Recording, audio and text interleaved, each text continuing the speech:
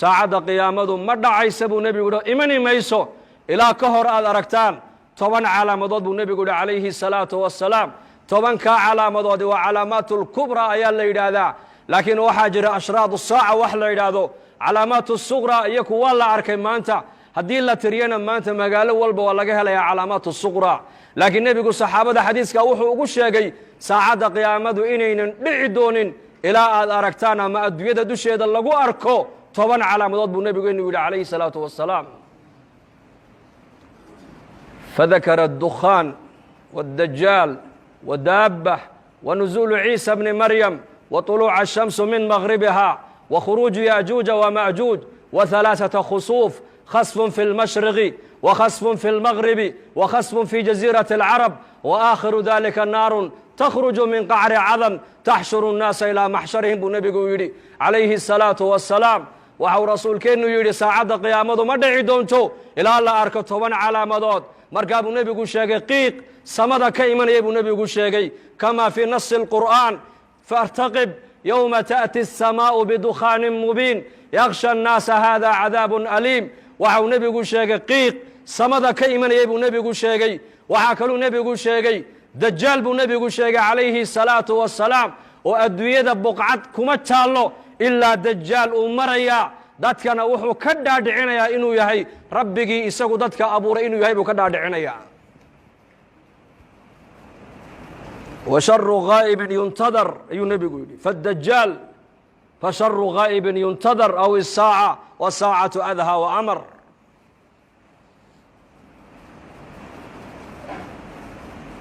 dajaal buu nebigu sheegay inuu imanaya aakhira zamaanka maanta zamankan maanta ka warrama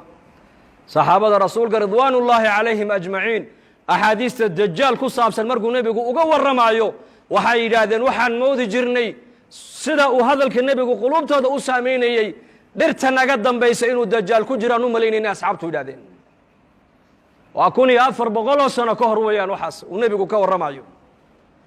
innagana maanta zamankeenna ka warrama corona virus baa maanta caalamka o dhan wareeriyo la hadal hayaa xanuun amar ilaahay ku socda oo jundun min junuud illaahi ah oo qofkii ilaahay ugu talagalay maayna qof kale aan ku dhacayn ayaa caalamkao dhan labadii isku timaadda maanta ay ka sheekaysanaysaa saxaabaduna 1400 sano ka hor waxay ka sheekaysanayeen dajaal inuu soo socdo marka uu nebigu dajaal uga sheekaynayana bay yidhaahdeen waxaan u malaynaynay yaqiinta khabarka nebiga ay u qabaan dhirta naga dambaysa dajaal inuu ku jiraan u malaynayna asxaabtu yidhahdeen dajaal buu nebigu sheegay inuu adduunkao dhan maraayo janno iyo naar wax u eg buu wataa waxa uu nebigu leeyahay calayhi salaatu wasalaam qof walii qofkii isaga rumeeye raacana waxaa jannada u eg u wato ayuu ku tuurayaa dad alliya dadkii isaga inkira yidhaahda rabbi ma tihide kaafir dajaala ayaa tahayna naartuu ku tuurayaa markaa buu nebigu leeyahay calayhi salaatu wasalaam 10 aayadood ee suuratulkahf ninkaa akhrista maalintii ilaahay fitnada dajaal waa ka badbaadiyaa buu rasuulku yidhi wa fii riwaayatin 10 ka dambena nebigu waa sheegay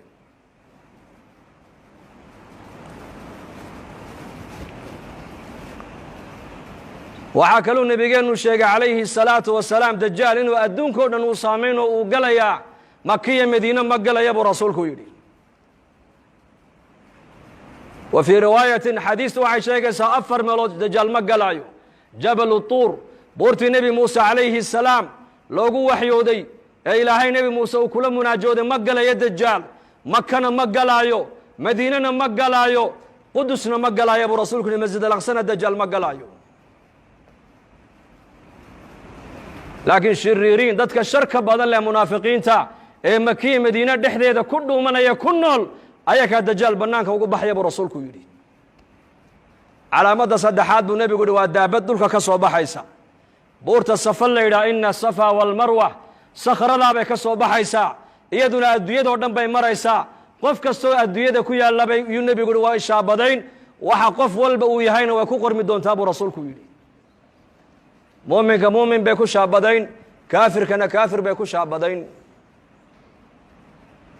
waxaa kaluu nebigu sheegay inuu imanayo nebi ciise calayhi الsalaam yanzil calaykum ibnu maryam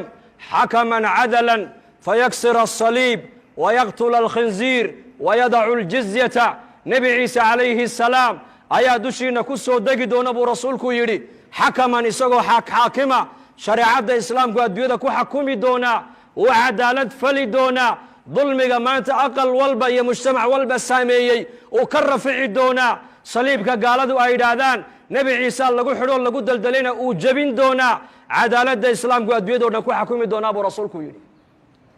waxaa kaluu nebigu sheegay yaajuuja wamaajuuj in iyakana la furi doono buu rasuulku yidhi waa laba ummadood oo ku abtirsada yaafith binu nuux bay ku abtirsanayaan ummaddiiba waa 400,000 mid iyaka ka mida ma dhinta baa la yidhi ilaa uu arko 1,000 wiiloo isagu uu dhalay oo qaan gaadho dagaalka galay mooyaane ummaddaani adduunyada waa lagu soo furi doonaa xataa idaa futixat yaajuuju wamaajuuj wahum min kulli xadabin yansiluun waa ka qur-aanka ilaahay noogu sheegay waxaa kaluu nebigu sheegay ashamsu buu nebigu yihi calaamadda lixaad waxaa ka mid a cadceedda oo ka soo noqota meeshay ka dhacdo laba marxalo qofku intaynan soo gaadhin hadduu toobadkeenna buu nebigu yihi toobadda ilaahay jalla wacalaa waa ka aqbalaa laba marxaladood naftu markay ka soo baxdo jidhka oo dhan ee halkaa hunguriga dhuunta iskugu timaado hadduu yidhahdo qofku markaasaan ilaahay u soo noqonayaa toobaddaa laga aqbali maayo nacam hadday cadceeddu galbeed ka soo noqotona albaabkii toobadda waa xidhmay buu rasuulku yidhi 3 meeloodoo adduunyada ku taallana buu nebigu yihi dhulka ayaa gu'i doona khasfun fi lmashriq dhulka cadceeddu ay ka soo baxdo waddanno dhan iyo ummado dhan baa la waayi doonaa calaamadda 7aad waa taas calaamadda 8aad buu nebigu yihi khasfun fi lmaqrib galbeedka adduunyadana waddanno dhan iyo ummado dhan baa dhulku la gu'i doonaa calaamadda 9aad buu nebigu yihi khasfun fi jasiirati alcarab jasiirati alcarab dhexdeedana dhul iyo ummado dhan baa la waayi doonaa calaamadda 10aad buu nebigu yihi walaalayaal waa naar ka soo baxaysa cadan magaalada cadan gunteeday ka soo bixi doontaa banka qiyaamee dadka ku soo ururin doontaa buu rasuulku yidhi 10kaa calaamadood baa ka soo horreeyey buu nebigu yihi saacadda qiyaamada 10kaa calaamadood maanta wax ka sheekeynaya waa yar yihiin